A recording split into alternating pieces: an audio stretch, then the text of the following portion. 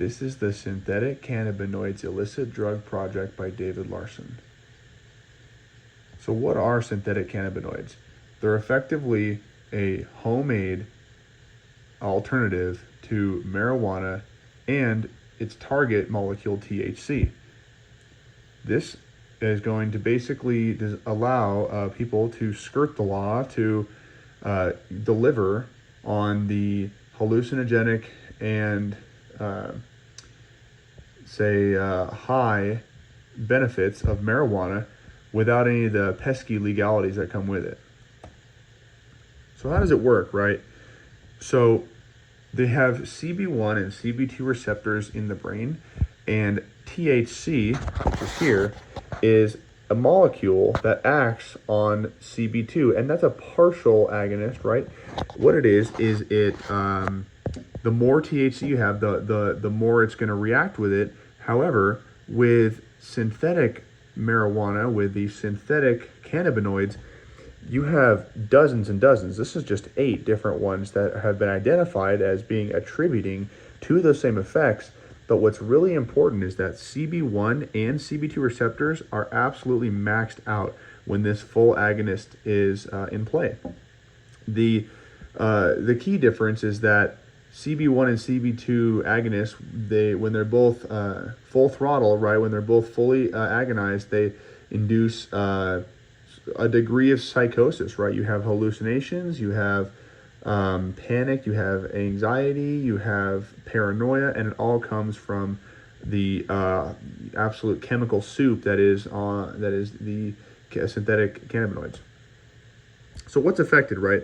You have the normal things that would be expected, right, like the brain and such. But really what we're going to see that might be more surprising is your body is going to be kicking the sympathetic response, exponentially, right? This is going to be a matter of having like what you might call like a bad trip.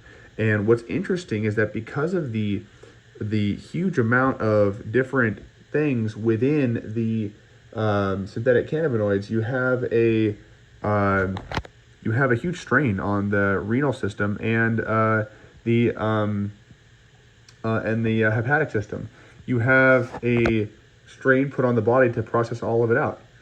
Now, as I said earlier, THC is a CB1 agonist, while the synthetic compounds are full agonists, and they really kind of vary in length. What's interesting about it is that unlike THC, where THC, if somebody is reported to ingest some THC, the more they ingest, the harder the high is. And that's not so different per se from the synthetics, but what's interesting is the synthetics hit harder faster. And the more of it you do, it will be a higher effect, but it will also last longer. Whereas THC, it does apply, but it's a much more steady growth and steady decay, as opposed to the synthetics, which are right off the bat may induce psychosis.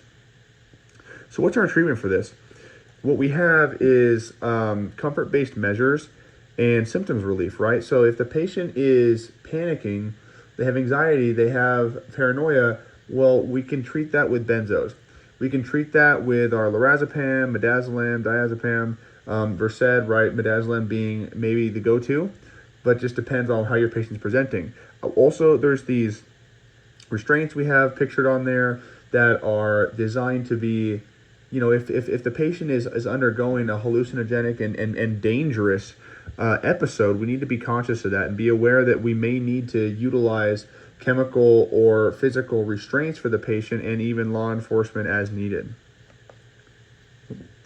So are there any true medical uses? This should kind of be like an asterisk, because there are synthetic cannabinoids, but they're but they're not spice. They're not this K2. They're not what you would see. They are a synthetic THC. Now that's intentionally different than a synthetic cannabinoid, because THC is the original identified molecule within marijuana to deliver the desired effects, and they're synthesizing the THC.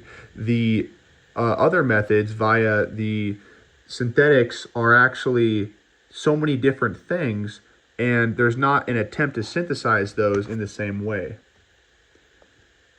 So the people most at risk are youth, people on probation, and homeless. And there's a couple common themes here, right? It's the legal access and the ease of getting it. But an interesting point too is that the people on probation are also they don't test for it, right? It's not there's so many drugs in it, and it's expensive to test for it, and the life of this that stays in your system it's just a day or two. So because it's so short, and it's also so ubiquitous, and it's challenging and expensive to test for, it's likely to be abused by those groups of people. The interesting point too is that the actual mechanism itself that gets the person high is not the leaves or the material that are like it is in the marijuana, right? Where with marijuana, with cannabis, the THC is within the leaves. It's a product that is within the plant as it grows and it develops. The synthetics, it's actually, the plant is totally inert. The plant is just a vehicle that looks good to deliver the spray, and this chemical soup they spray on the leaves is what gets you or gets the person high. So interestingly enough, we see like vape pens, and we see like a wax or whatever other form this might come in, and that can be worse if and also be more subtle, because you might not smell the strange smells or see the packaging or what have you. So just be aware of that. One more point is there's legalities around these where it's mostly illegal in certain other countries. In our country, it's a bit strange because it's a state-by-state thing, but it's also a matter of how exactly do you make something that has 31 different flavors in it. Do you say, well, all 31 flavors are against the law, or do you say, well, one is against the law? And if you do, well, then how do you group them all? Because now all you have to do is change whatever molecules are in it, right? You just change, well, instead of using methyl ethyl whatever, we use methyl propyl ethyl whatever, and now it's totally legal, and it's kind of that way.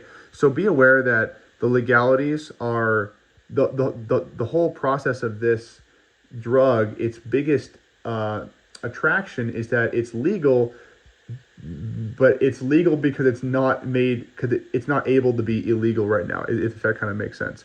Thank you so much for watching, and I hope it was educational for you.